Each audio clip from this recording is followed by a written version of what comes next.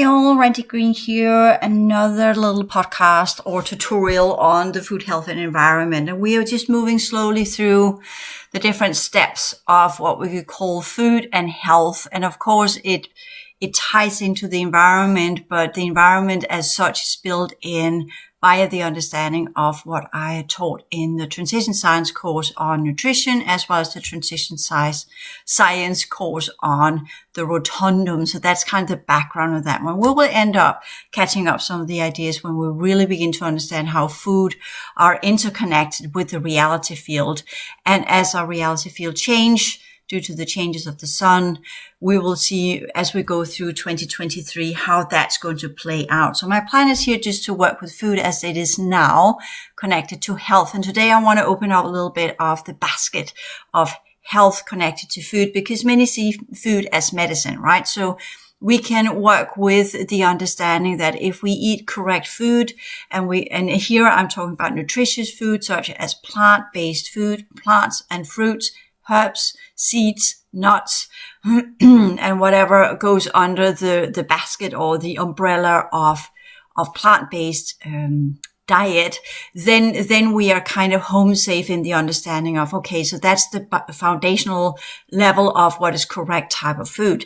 Then, of course, we go into, as many of you might know or might not know, and I absolutely urge you to look up YouTube videos that goes into how to create a full vegan diet. So you get as many as possible building stones in how to create the best what we call a varied type of food as a vegan, because you need a larger intake of protein, especially if you're male. Females that are exercising a lot need higher amount of protein. And here the obvious question would be, does that relate to blood type? I do think there is something to it that blood type O should have a higher protein intake than blood type A or AB or B. I don't even know if there's a pure B, but they are kind of what we call later additions. And my gut feeling of that one is blood type O are kind of what we say the older generation. Blood type AB begin to have what we call more higher levels of hybrid genetics connected to the human DNA. And blood type B is probably what we call the last branch of the hybrid human project. So thereby we will differ in what we will find to be the most healthy type of food. So also understanding, well, all depending on our age group, those who are born before the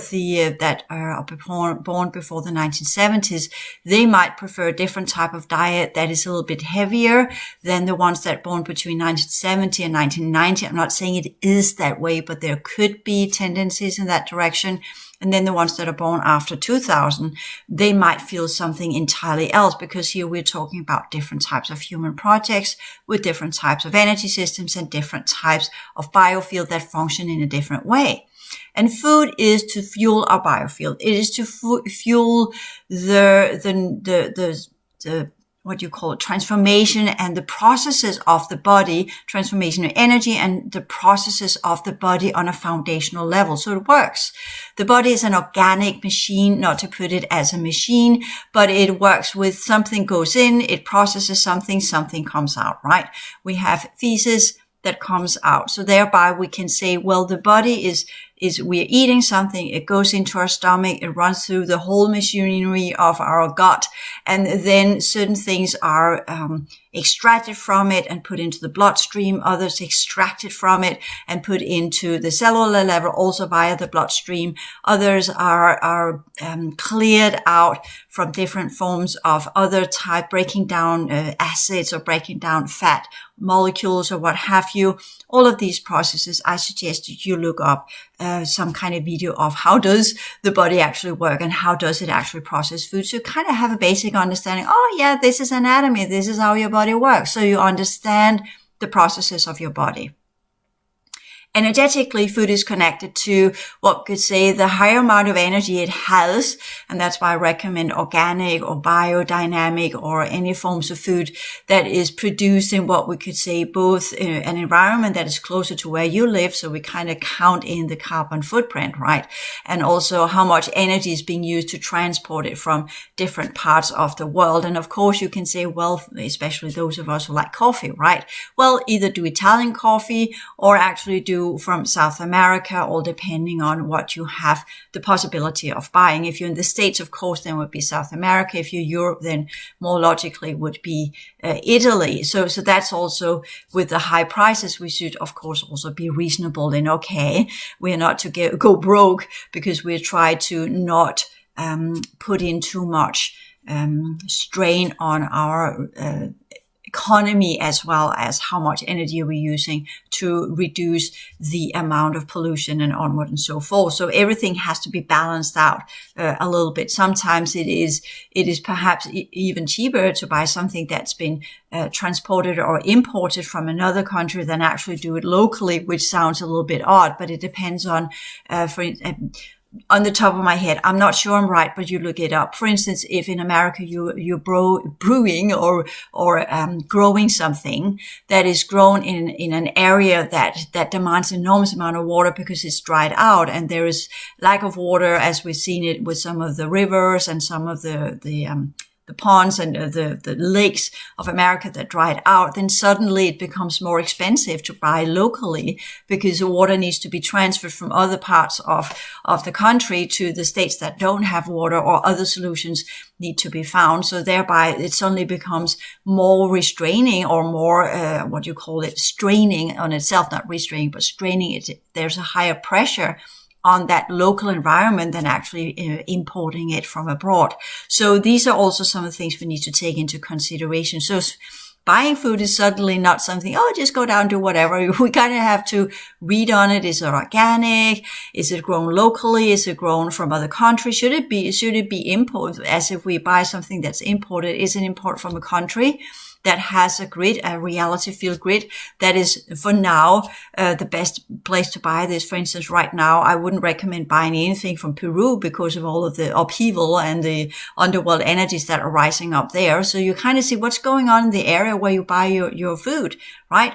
What's going on there? So we locally go in and say this is part of the environment. So we go in and be observable and observing in the where we buy our food, not just going with habits and not just saying, I normally just buy there or whatever. Taking into consideration, is it actually the right fruit to eat due to the time of year? I eat bananas all year. So that's one of the exceptions I made, kind of trying to find organic bananas that are grown in areas of South America, and kind of does not get attacked from when I have the banana in my hand. I don't get all sorts of weird stuff coming of energetic imprints. So that's also part of a little bit experimentation to see where food comes from. And as I talk about both in the advanced work with food, that's the whole advanced class 3, which you can have a look up free on my YouTube channel. So both YouTube channel, but it's on the YouTube channel, but it's on my website, as well as the advanced work with nutrition, where I work a little bit with, we can actually do energy work on food. So that also plays in. But when we talk about doing energy work on food, you can't change what the food is. Years ago, in the beginning of all of this understanding of how to work with food energetically, someone suggested, well, can I actually clear out meat and then make it a high energetic vibration? That's an absolutely no, because meat is from a dead animal, so that exploitation of another life form to sustain our own body. So that we can't. That goes into the territory of energy work we really should not engage in. So we can say when we do work with upgrading or lifting up the energies of our plants and our vegetables and our fruits or seeds and what have you, we are working with the light grid behind the plant that we are eating, and we are working with the water crystals. And I remember that one because I had another student that reminded me of Emoto, that were the Japanese guy that worked with or I think he was Japanese. Yes, he must have been Japanese. Of course, Japanese Brotherhood, probably. I'm a little bit uncertain if he might be Chinese, but it doesn't really matter. He worked with the water crystals and were seeing or saw how his emotions actually affected the water crystals and made them go into different configurations. And that's because when we talk about the body consists of 60% water. So of course we can align with the water in whatever we're eating, and we should adapt it into what is more in alignment with our energy configuration. That's important to remember when we do energy work with food. It's not so we can, of course, amplify different types of nutrients which we might need, and the body will do that naturally once you've learned to work with your hands in energy work. It's not to change the vegetable itself. So somebody think, oh, I want to make it bigger or whatever, because then we are changing it out of its natural configuration. That's kind of where we do GMO with our hands, and we shouldn't do that. We should respect the configuration of whatever we're eating, but we can clear it of different types of distortion energies and connections to the astral plane, so to speak. And we can adapt it so it aligns with our physical form, because it's going there anyway. So we might as well just do it in energy work beforehand. And many of you will say, well, how much do I have to do on each dish of each plate of food, and to what degree? And all of these beginner questions where that will take practice, and eventually you will just do it completely. It's subconscious, meaning that the more you do this clearing work with your food, the less you actually have to do, because then at the moment your hand touches the food, you have then practiced so much that hands that touch food will align it with your body. So eventually you will reconfigure your energy system to naturally go in and adapt whatever you're eating. Of course, if you're kind of a little bit, if you change timeline, or if you get wiped, or you have been a little bit out of your natural dynamics with your energy system, you have to reconfigure and do it again. So your energy work matches your new configuration, or the updates that you have given yourself, or the genetics you have integrated. So of course you need to be on top of updating whenever there are larger changes in your energy system. But otherwise, then eventually your hands will replicate, this is how I work with food. When you touch it, it will do it naturally, because that's part of the energy system. That's part of how it works, that it also works with energy naturally once the code is there, once the configuration has been imprinted into it, then it will work that way, which can both be for good and for ill, because the bad guys, right, they play on the same idea. They keep pushing us into dream states, quote unquote dream states, situations when we sleep, where they recode our energy system, and then we wake up, and then we play that out, that configuration they've inserted into our energy system during nighttime. And that's why it's important to wake up and scan yourself and look into, okay, if someone changed my energy system during nighttime, right? Something happened to me that's out of what I want it to be, and then get it back into how you want it to be. So you take control of your energy system when you wake up before you begin the day. So the whole just jumping out of bed and move on with your day is probably not the best solution to keep on top of the changes that are constantly going on when we sleep, whenever we sleep, and if we even can sleep, because sometimes we're not really going down under as we're supposed to. And I put that one, go under or go down under. I know that's Australia. Go under into sleep state as we are supposed to do to different, either the frequency fences are being adapted, or a pineal gland does not produce the melatonin as opposed to, and onward and so forth. There can be many variations that are causing a lack of sleep, including for me at least, if there's a lot of negative activity, my body simply refuses to go to sleep, because it tells me you need to stay awake, because now there's so much going on. So if you do go to sleep, then you might actually get something in your field that you don't want to have there. So that's my body that has also learned that yes, there can be danger during nighttime. So sometimes it's good to sleep, and other times it's not so good to sleep. So that's also part of it. And I'm not going to go into this when we talk about psychological trauma from childhood, because some that can't sleep actually have hidden traumas from childhood, which they can't remember. They don't understand why they can't sleep now, but it's actually because of this state of alertness that they were conditioned with as children. And you have, from other places of my material, I talked about how most of my childhood were awake between 12 and 3 o'clock at night, because I just knew that was the danger zone and it would be bad for me to sleep there. So I normally read books which were not for my own a benefit, so to speak, because I had to go up and go to grade school. So I woke up, I fell asleep at 3 o'clock and woke up at 7 o'clock in the morning, had to go to school and get everything ordered myself, fixed and in order myself, breakfast and lunch and whatever. That I did all that because I woke up, my parents were already off to work. So I had to do everything on my own. And in that kind of went to school enormously tired, which of course were not conducive for my learning processes at school, plus easier pushed my body into a state of adrenaline heightening. So I was kind of stressed out most of the time, which of course is not healthy for the body either. And then when I came home from school, then I could lie on the couch and meditate and relax, and then have my few hours of relaxation there, sometimes actually sleeping, and then waking back up when the family came home, and then did the whole evening ritual with my family, and then went up to bed at 10 o'clock, and then would stay awake until 3 o'clock, even though my parents thought that I was asleep. So that's not a particularly good rhythm for a child, right? That's not how children should be. Children should sleep from 10 o'clock, at least at that time when I was in the 7th grade, should sleep and not be awake or alert during nighttime because of energetic attacks, right? That's not how life is supposed to be for any child. So just saying, so when we talk about sleep patterns, there are definitely deeper layers to this, and it is technically a whole course in itself with dreams and sleep states and these different angles on, sorry about that, angles on how we approach sleep, which is an important thing that is connected to our awakened state and how we technically absorb nutrition.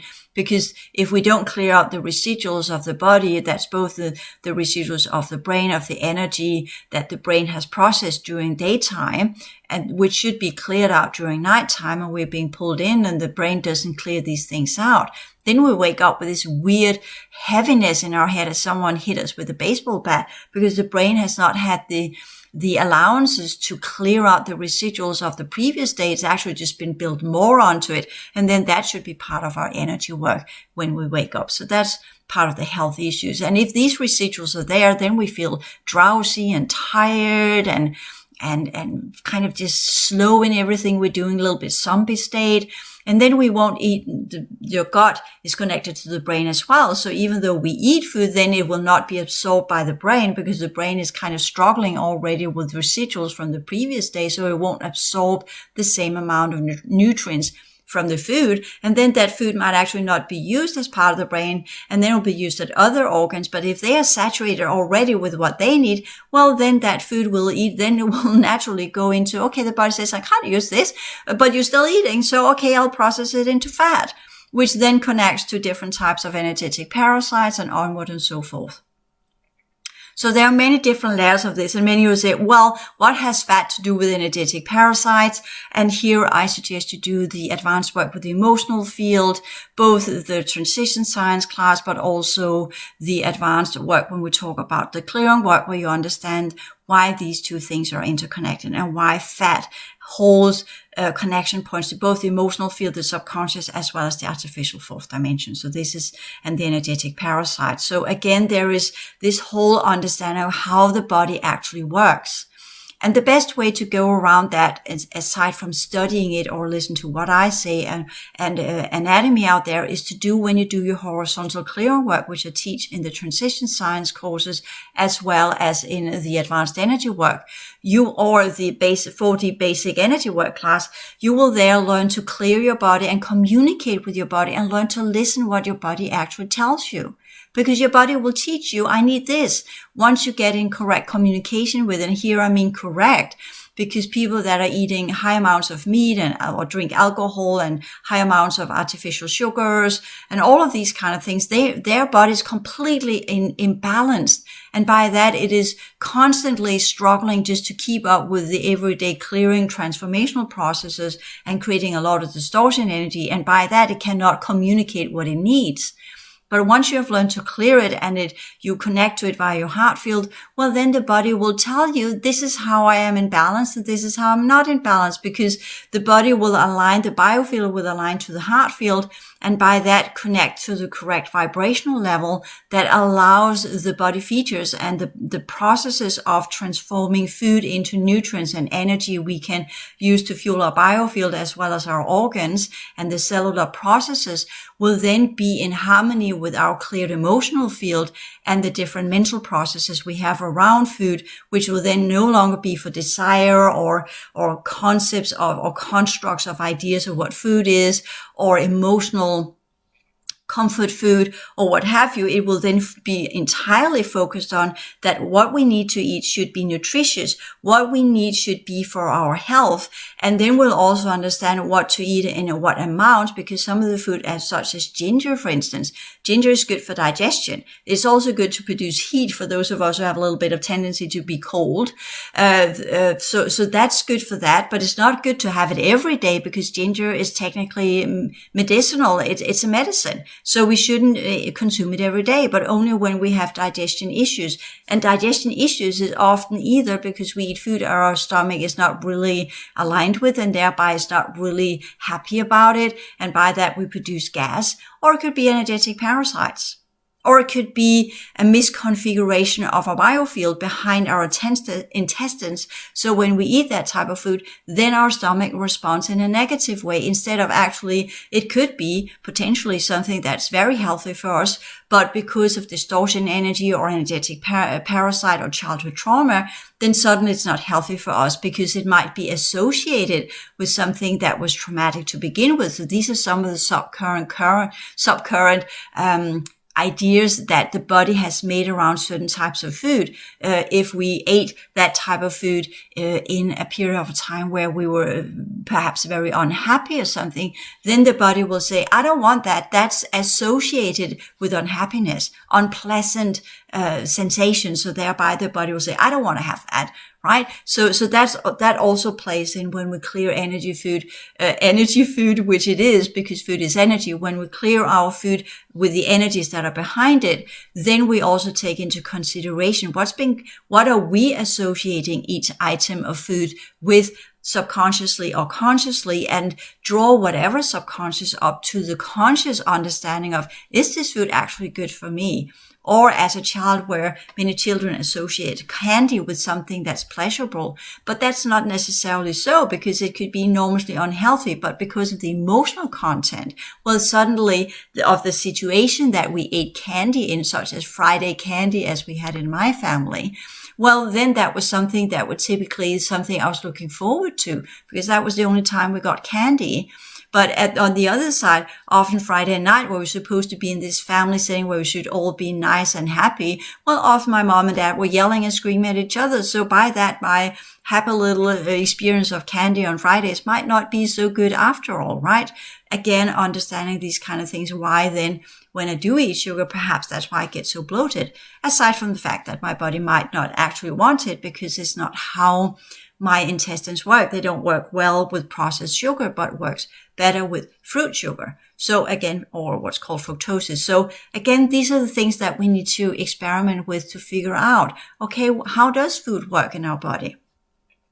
And what is the best type of food for us when we are processing the food that we eat and the energy that's behind it, understanding that it's always in alignment with our emotional field and our biofield. These two things are interconnected, because food is highly connected to the sensory system that goes with the emotional field, the subconscious, and all of the experiences we have of emotional, that are loaded emotionally connected to our psyche and our perception of self and others and reality, and the interaction that happened around this type of food, or when we had that type of food, considering when we talk about, for instance, the evening meal in families that's supposed to be so happy, right? And most of the time everybody's yelling at each other. So why not just eat whenever we are hungry instead of, no, we have to eat here because there we are gathered and there we can all be happy. But I don't know how many of you you that actually had a happy evening meal with your family because everybody was stressed out or what have you. So was it that happy? Wouldn't it have been better just to eat on your own, where you could sit in silent meditation, eating your food slowly and observing every bite and what it does to your body, and align the energies of it and really be observant of what am I actually putting into my mouth. So with that understanding, the whole balance of working with food should be something that is not just done as something you shovel in quickly because you're hungry. You can do that from time to time, of course, if you are in a hurry. But as much as possible, focus on how can you eat more slowly, observant of the energies of the food, what you need to do with the food, making it an energetic exercise, not every time, but from time to time, so that you can slip into, if you want to, because you have practiced it, take it as a type of meditation, a type of contemplation on food and what it is and where it comes from and the nutrients of it and what it does to your body. A kind of contemplation on this item I'm eating here. How does my body respond to it? Does it like it? Does it not like it? How does it affect the organs? How does that affect the nutrients that goes into my bloodstream? Is it conducive for the way my blood works, or is it actually the detrimental, the complete opposite? Is it not working well with my body? Does it produce gas? Does it make my body get bloated or my stomach get bloated? How is your feces once you have eaten that? And again, I know this is a little bit what most people don't really want to talk about, but the way what comes out in the other end tells us a lot about if the body can process that type of food or if it's actually not working so well for our body. Putting it very simply, the more you have to dry yourself after pooping, the more you can rest assured that you've eaten something that your body technically really can't use. Whereas if you can poop and you barely have to dry yourself in the behind, well, then the body's taking everything and all that's come out are just the dry matter content as everything that the body couldn't use. And that answers another question, which you might or might not have contemplated upon. But the ancient civilizations, did they have toilet paper? No, they didn't. Did they use leaves? Well, perhaps if they had diarrhea. But most of the time they were technically and probably eating food that they absorbed everything from because they ate in smaller amounts and they ate more natural based food. And yes, some were meat eaters, but they didn't eat meat every day and on and so forth. So thereby what they were eating were absorbed to a high degree, and thereby they perhaps even pooped less than we do today. People poop an enormous amount of poop every day, which we're seeing due to all of this malnutritious types of foods that are so artificial that the body can't process any of it. And by that, just have to get rid of it all again, as in kind of, why are you putting all that into my stomach or into my intestines, into the machinery? Because it has no positive nutrients in it. So thereby I just discard all of it and have to let it go. So that's also part of the understanding of our feces, as in it tells us, is this food good for us? Is this food actually something that we can't break down? And by that, we either get diarrhea or we poop it all out in an enormous amount.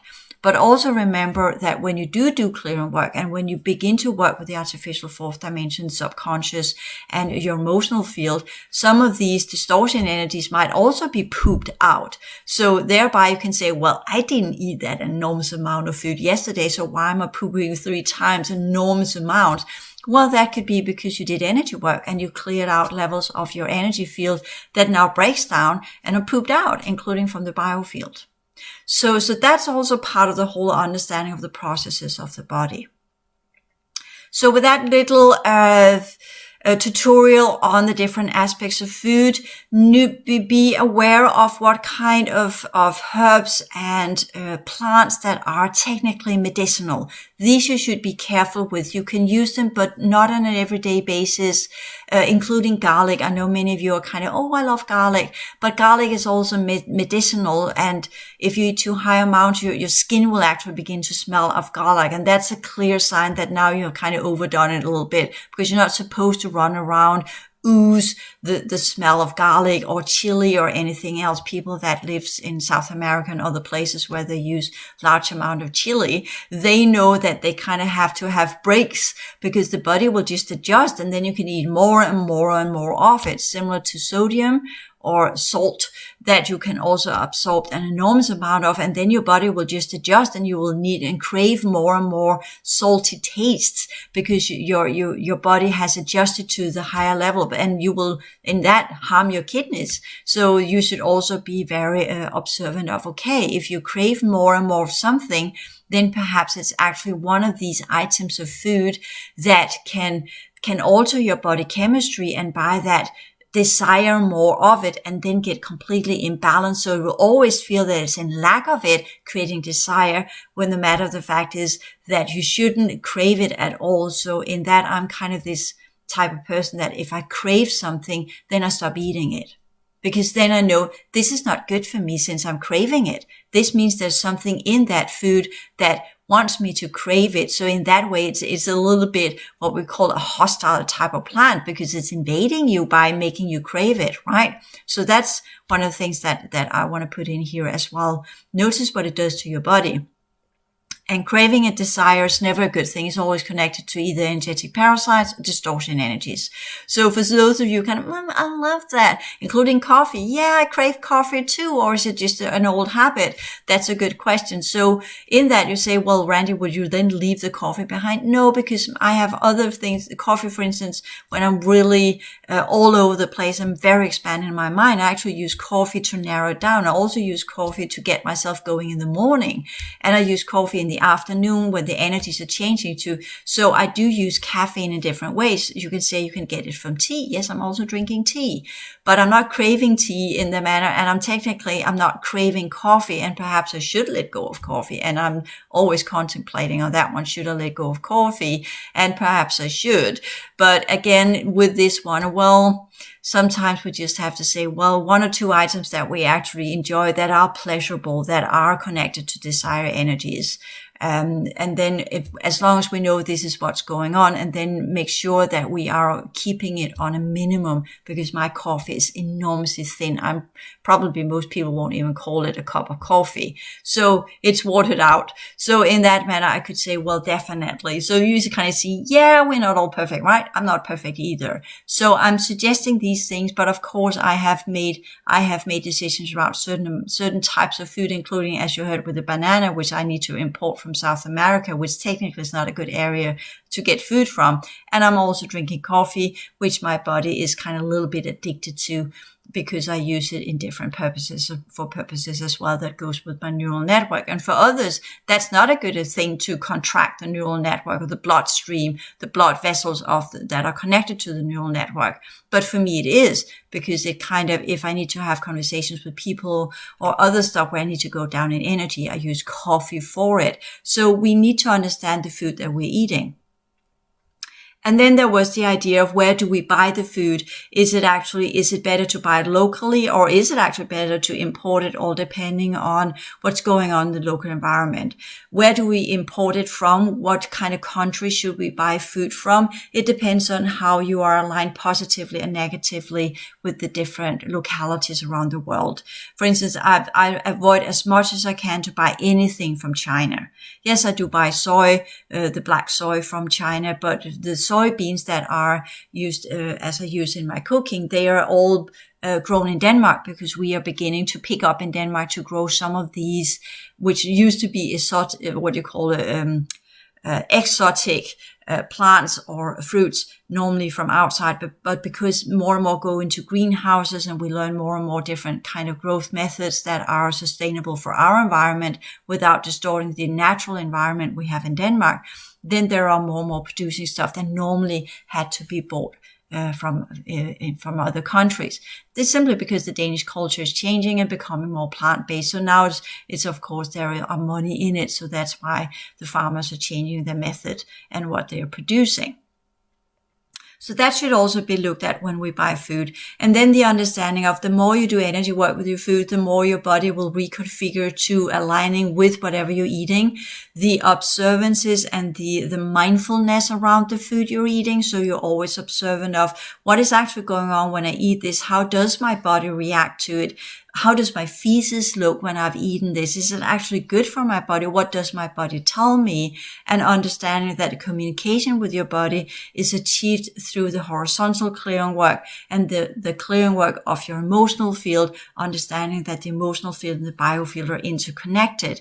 And by that, the psychological issues which we talk, which are clear and show you how to clear in the basic 4D energy work. Some of you should go back and look into that again with this understanding that the more we clear our emotional content of this life and also going into past lives, the better the biofield, the emotional field will be aligned with the heart field. And by that, we will begin to work differently with food and absorb lesser nutrients that are physical, but begin to align more with the energetic content of the food. And that's where we begin to talk about the density 1 outer domain reconfiguration we will have to do with our energy system as we go further into 2023 and sorry about that, especially and specifically after 2025, where we will either jump on the 2025 timeline or whatever will show up there. I don't know for certainty yet how it will play out, but I definitely know that that's a demarcation line for something else that will come, and for a huge portion of something that used to be that will dissipate and cease to exist. So with this little tutorial on food as medicine and food as energy and how it aligns with our psychological issues and childhood traumas and how we go around our everyday work with food, I think this suffices for this little lecture or this little tutorial on food as medicine. Thank you.